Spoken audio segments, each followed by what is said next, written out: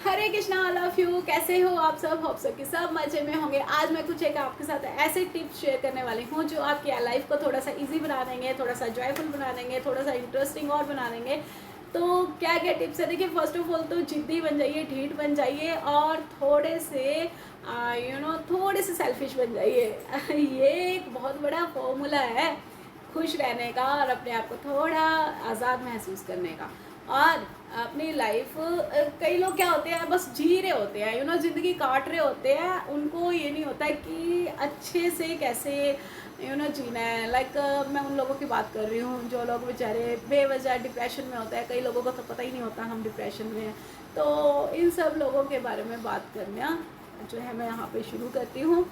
देखिए, एक तरफ तो ऐसे लोग होते हैं, मैंने ऐसे लोगों को भी देखा है जो समुद्र में एकदम फंसे पड़े हैं, जिनके पास लोग बोलते हैं ना भी भगवान एक दरवाज़ा खुला रहता है, वो एक दरवाज़ा भी नहीं खुला रहता, लेकिन फिर भी वो सर्वाइव कर जाते हैं, फिर भी वो जीत जाते हैं अपनी ज़िंदगी में, प्रॉब्लम से निकल जाते हैं। दूसरी ओर ऐसे लोग भी हैं जो लोग छोटी सी बात पे जो है वो सुसाइड कमिट कर लेते हैं। खैर, उनकी बात तो हम कर ही नहीं रहे क्योंकि वो लोग जब हमारे बीच में ही नहीं है तो उनकी बात हम करें क्यों। बट मैं वैसे एक बात कर रही हूँ, मैं दिल से रिस्पेक्ट करती हूँ उन लोगों की जो लोग जो है अपनी ज़िंदगी की मुश्किलों को बड़े समझदारी से जो है वो निकल जाते हैं और बड़े अच्छे तरीके से अपना जो है जीवन वो व्यतीत करते हैं। तो कैसे करना है, कुछ एक टिप्स हैं जो आपके साथ शेयर करना चाहती हूँ। फर्स्ट ऑफ ऑल तो खुद की वैल्यू करना सीखें।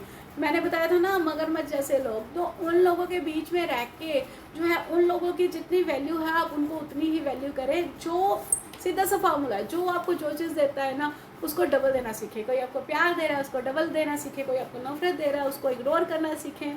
मैं ये नहीं बोलूँगी कि यहाँ पे आप डबल नफरत कीजिए, कोई आपको बुरा बोल रहा है तो आप उनका सिर ही फोड़ दे, तो ऐसा नहीं है।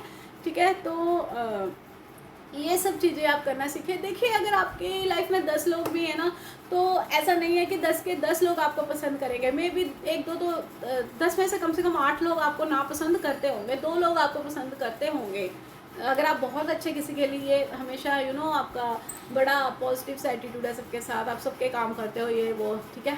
लेकिन 2 लोग फिर भी आपको ऐसे मिल जाएंगे जो आपके मुंह पे बोलेंगे हम आपको पसंद नहीं करते।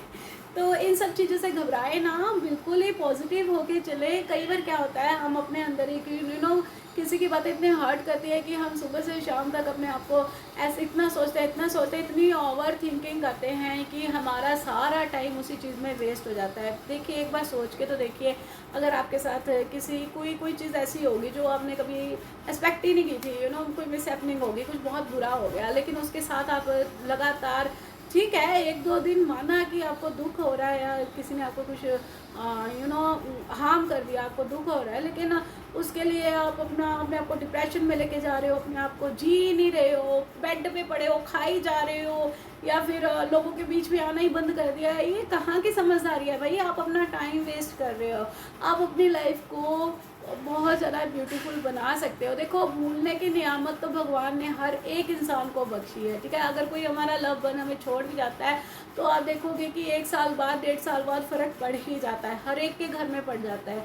तो मैं यहाँ पे किसी को ये चीज़ नहीं बोल रही हूँ, देखो जाना तो सब ने है ना, इसमें मैं कोई गलत बात तो बोल नहीं रही हूँ, ठीक है। लेकिन अपने आप में इतने बिंदास रहो, अपने आप को हमेशा देवी देवता बनने की कोई ज़रूरत नहीं है कि हर एक के काम भी कर रहे हो जी, हर एक को, और हर टाइम अपने आप को प्रूव करने को लगे हुए हो कि हम कितने अच्छे हैं, हम कितने अच्छे हैं। ये चीज़ें करनी बिल्कुल छोड़ दो, क्योंकि कोई फ़ायदा नहीं है। 4 लोग आपको ज़्यादा से ज़्यादा क्या बोल देंगे, बहुत अच्छी है जी, बहुत अच्छी है, और मरने के बाद ना सब अच्छे हो जाते हैं, कोई भी गंदा नहीं रहता। कोई गंदा और सेल्फिश होगा भी ना, कोई बहुत ज़्यादा भी होगा, वो भी अच्छा हो जाता है, ठीक है। तो इस बात को ध्यान रखो आप।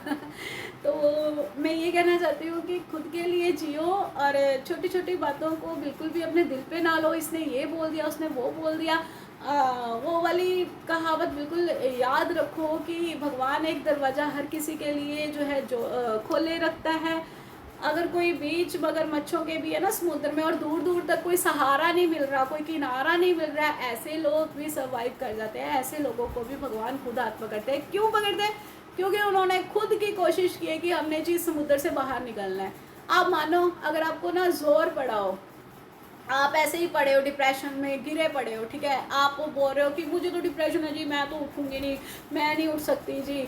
मान लो, एक एग्जांपल दे रही हूँ, ठीक है, अगर आपको भूख भी लग रही है ना, आप डिप्रेशन में पड़े हो, आप बोलोगे मेरा मन ही नहीं कर रहा, क्योंकि माइंड उस लेवल में होता ही नहीं है ना, तो आप भूख लगने पर भी ना उठोगे नहीं। लेकिन अगर वही आपको सॉरी मैं ये वर्ड यूज़ कर रही हूँ, पोटी का जोर पड़ जाए, पोटी का जोर पड़ गया, आप पोटी थोड़ी ना, भूख तो आप 1 घंटे 2 घंटे बर्दाश्त कर लोगे, भूखे लेटे रहोगे, लेकिन पोटी थोड़ी ना आप 1-2 घंटे जो है वो बांध के रख सकते हैं, अभी मैं अभी नहीं जा रहा, अभी नहीं जा रहा, तो आप जाओगे, यानी आप काम करोगे, जो काम आपको करना है बहुत ज़्यादा ज़रूरी है, सिर पे गले पे तलवार ही टंगी है जी, ये काम करना है, तो आप फ्रेश होने जाओगे, तो डेफिनेटली आपको फ्रेश होना है, तो आप भाग के जाओगे, चाहे आप जैसे भी सिचुएशन में हो। तो खुद को पहले तो इस लेवल तक पहुंचाए ही ना अपने आप को कि किसी के आप लोगों के पैर भी धो लोगे ना, जिसने आपको नहीं लाइक करना है ना, उसने नहीं करना है।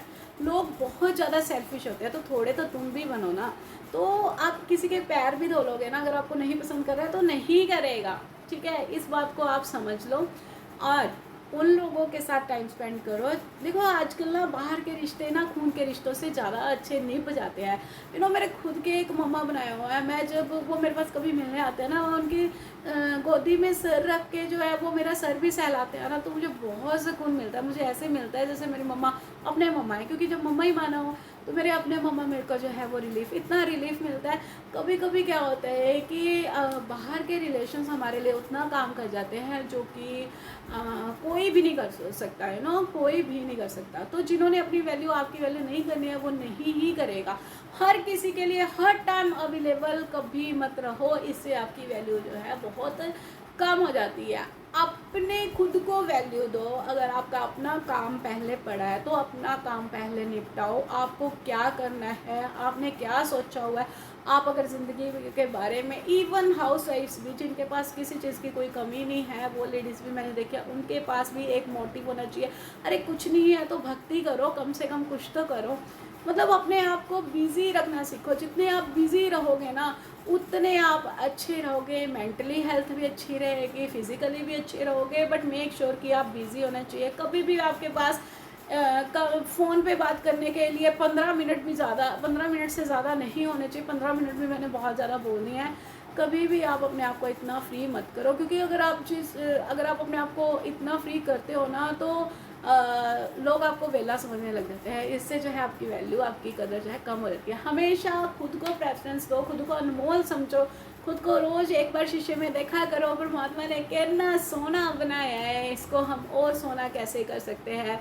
खुद की पर्सनैलिटी पे ध्यान दो, खुद की कमाई पे। मैं ना एक पर्सनल देखो, पैसा जो है हर एक की वैल्यू, हर एक की लाइफ में वैल्यू करता है। तो हमने बहुत सारे लोगों को ऐसा देखा है कि बाहरले देश जाके तो फ्लैशे तक साफ करते हैं, लेकिन यहाँ पे कोई भी काम करने को, इंडिया में कोई भी काम करने को अपना वो मानते हैं जी, हम ऐसे ये काम करेंगे, मतलब ऐसे कुछ सोचते हैं अभी हम ये काम थोड़ा ना करेंगे। जो भी आपको खाना बनाना अच्छा लगता है, आप खाना बना के जो है पैसे कमा सकते हैं। देखो लेडीज़ के लिए ना ये एक बहुत बड़ा टिप है। मतलब एक तो बिजी है ना, दूसरा ऊपर से जो है वो अपने खुद के पैसे कमाएंगे ना तो उनको डेफिनेटली अच्छा लगेगा। खैर किसी किसी के घर में ये चीज़ अलाउ नहीं होती तो वो ट्यूशन्स करवा सकते हैं। मतलब घर से बाहर जाना अलाउ नहीं होता तो घर पे रह के बहुत अच्छे काम कर सकते हैं। जेंट्स लोग जो हैं, अगर उन्होंने 10-12 बंदे अपने नीचे रखे भी हुए हैं काम करने को, तो भी जेंट्स जो है अपने बिजनेस को और ज़्यादा बढ़ाने में सोच सकते हैं, लिख सकते हैं। लिखना एक शौक बनाओ, भी लिखना एक हॉबी बना लो अपनी कि लिखना है। क्या प्रॉब्लम है, लिखनी है। लिखने से पता है क्या होगा, फर्स्ट ऑफ ऑल तो आप ओवर थिंकिंग से बचोगे। दूसरा आपके ना माइंड में क्लियर होता रहेगा, आपको चाहिए तो चाहिए क्या, अपनी लाइफ से चाहिए तो चाहिए क्या।